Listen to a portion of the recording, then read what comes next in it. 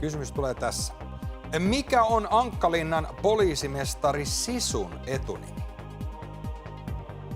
A. Simo, B. Kalle, C. Jalmari, D. Ilpo.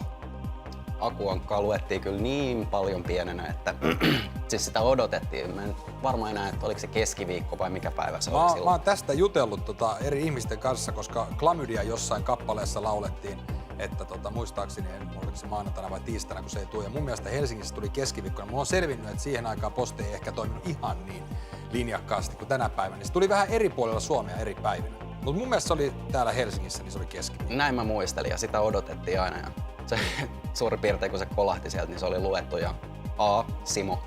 Jalmari. Sisu piti siellä järjestystä yllä. Oot sitä mieltä, lukitaan vaihtoehto C.